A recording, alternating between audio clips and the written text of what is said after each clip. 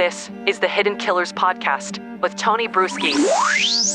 The double murder trial of Maggie Murdaugh has obviously captivated our attention. Stan's accused of killing his wife Maggie, their son Paul. But as the trial has unfolded, another legal battle has been brewing in the background. It's a battle to keep the millions that Maggie left behind in the family and out of reach from Alec's creditors and victims. The story of Maggie's estate is a complicated one, but we're going to go through it right here.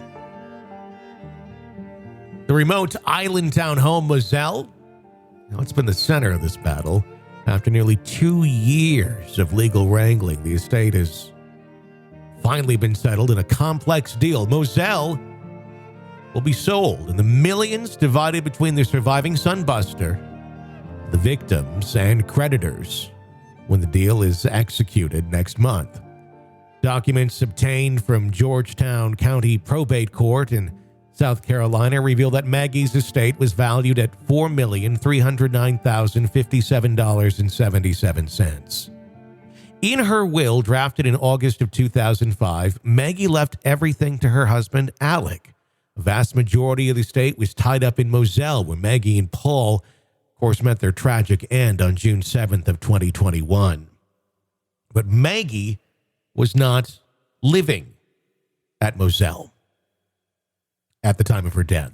A close friend spoke to the Daily Mail and revealed that Maggie had been residing at the family's beach house at Modesto Island and had been considering divorce.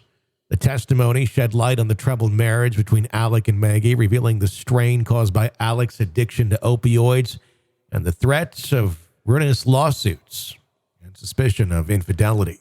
In December of 2016, Alec transferred ownership of Moselle to Maggie for $5 and love and affection, quote unquote. But receivers brought it in to represent the interests of Alec's creditors, and victims argue that the transfer was a fraudulent scheme to shield the estate from potential lawsuits. Alec has been charged with close to 100 financial crimes, including embezzling law firm fees and depriving victims of settlement money. Immediately after Moselle was put up for sale in February 2022, Alex filed a qualified disclaimer renouncing his inheritance, meaning that the proceeds would go to surviving son Buster instead of creditors and victims. The sale of Moselle was delayed for almost a year due to the legal battle over who was entitled to those proceeds. But after the protracted legal battle, the fate of Maggie's millions was finally settled recently.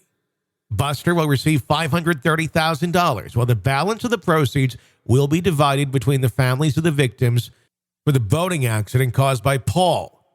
Morgan Daughtry, Miley Altman, and the Beach family received those. The settlement will be executed in March of 2023 when the sale of Moselle is completed, after the battle for Maggie's millions will finally come to a close. But there is a strange twist to this story, as there is with most Murdaugh things. Maggie Murdaugh, her will was changed with a handwritten scroll that was neither dated nor initialed by Maggie herself. In the original document, Maggie named her sister, Marion Proctor, as her personal representative, meaning that Proctor would oversee the execution of Maggie's wishes following her death. But in the will that was obtained by the Daily Mail, Proctor's name had been struck out and Randolph Murdaugh, father-in-law, handwritten in place. Seems legit, right? Randolph died 3 days after Maggie on June 10th, 2021, but rather than reinstating Proctor as a state representative, both Alec and Buster signed documents nominating John Marvin. An affidavit filed by Proctor shows that she was not aware that Maggie had named her personal representative, nor that her name had been crossed out. The inclusion of Randolph's name in Maggie's will has been added to the mystery surrounding the Murdaugh family and their finances. According to a source close to the family, Randolph was known to be difficult and controlling of a figure who was a major impact in the lives of both Alec and Maggie.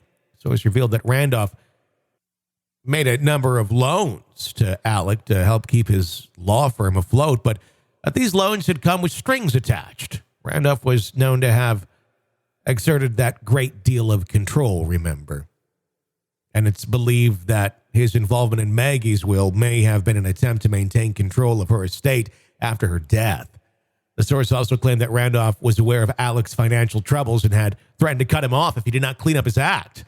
This may have been a factor in the decision to transfer ownership of Moselle to Maggie, as well as the inclusion of Randolph's name in her will. All speculation, though.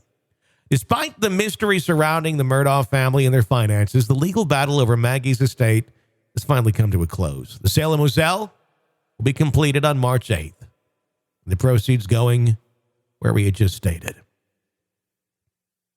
As we continue to sit in the courtroom, the exclusive details of Maggie's estate and the troubled relationship between Alex and Maggie continue to captivate the nation. And in the end, it's only those two who truly know what their relationship was. The story of the Murdaugh family is certainly one of wealth, secrets, tragedy, and a story that's likely to continue to be told and unfold for years to come. This is the Hidden Killers Podcast with Tony Bruschi. Be sure to press subscribe wherever you download podcasts so you don't miss any of our updates on this case and the many cases that we are following for you right here with Hidden Killers and True Crime Today. My name is Tony Bruschi. Thanks for listening.